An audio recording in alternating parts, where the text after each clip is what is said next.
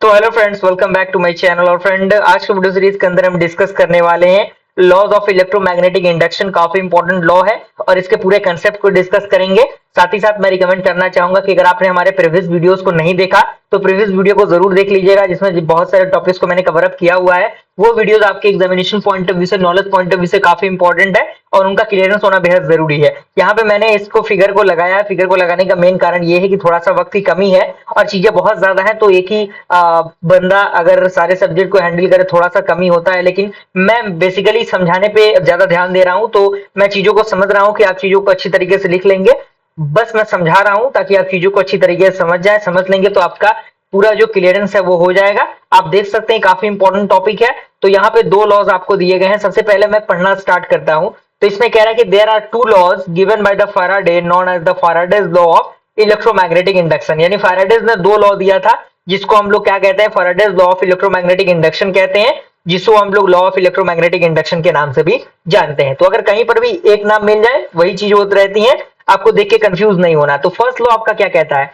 First law के according मैं बात करूं तो फर्स्ट लॉ कह रहा है, according to the first law whenever a conductor cuts magnetic flux, यानी जब भी आपका कंडक्टर कट करता है किसी मैग्नेटिक फ्लक्स को, an EMF is induced in the current, sorry circuit, यानी उस कंडीशन में जो ईएमएफ इंड्यूस्ड होगा इस सर्किट के अंदर, resulting in an induced current in the circuit. यानी जो कट करेगा मैग्नेटिक फ्लक्स को, उसके द्वारा जो इंड्यूस्ड ईएमएफ जनरेट होगा वही क्या होगा, इंड्यूस्ड करंट के सर्किट के अकॉर्डिंग होगा। अगर हम एक और भाषा में इसे कहें, अनदर लैंग्वेज में, तो हम इस तरीके से भी कह सकते हैं कि whenever the magnetic flux associated और linked with the close circuit changes an EMF is induced in that circuit. यानी जब आपका मैग्नेटिक फ्लक्स एसोसिएट होता है और लिंक होता है एक क्लोज सर्किट से, तो जो चेंजेस होते हैं ईएमएफ में वो इंड्यूस्ड होते हैं उस सर्किट के अकॉर्डिंग। ये आपका क्या है, Faraday's law of, first law of electromagnetic induction. Second law आपका क्या कहता है? सेकंड लॉ कह रहा है कि it state that the magnitude of an induced EMF generated in a coil is directly proportional to the rate of change of magnetic flux।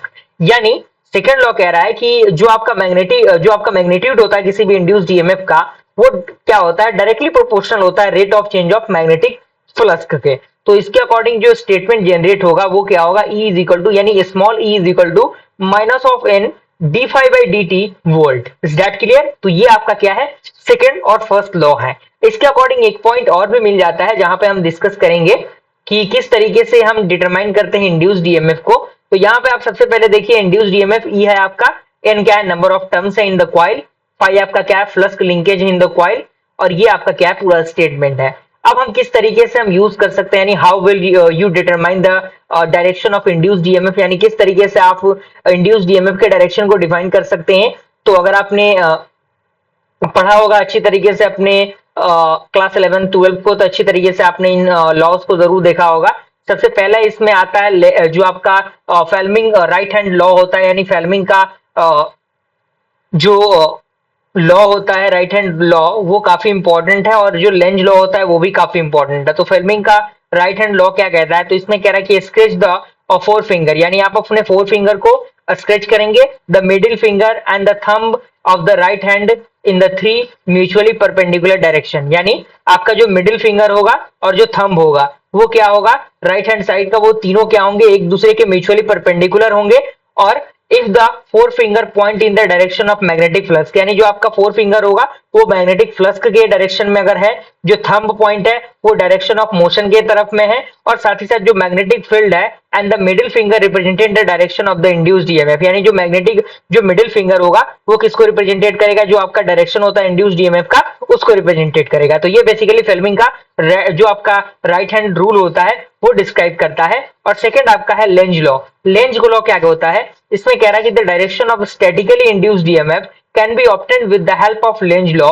यानी जो डायरेक्शन होता है, जो स्टैटिकली इंड्यूस्ड ईएमएफ होते हैं उनके डायरेक्शन को फाइंड आउट करने के लिए लेंज लॉ का यूज किया जाता है, which state that the direction of induced EMF is always such that it tend to set up the current opposing the change of flux responsible for producing that EMF। यानी ये क्या कहता है, ये बताता है कि जो इंड्यूस्ड ईएमएफ है वो हमेशा क्या होगा, टेंड होगा, यानी किसके तरफ होगा, करंट की तरफ होगा, जो अपोज करेगा चेंज ऑफ फ्लक्स, जो रिस्पॉन्सिबल होंगे प्रोड्यूस करने के लिए ईएमएफ को, उसके अकॉर्डिंग होगा।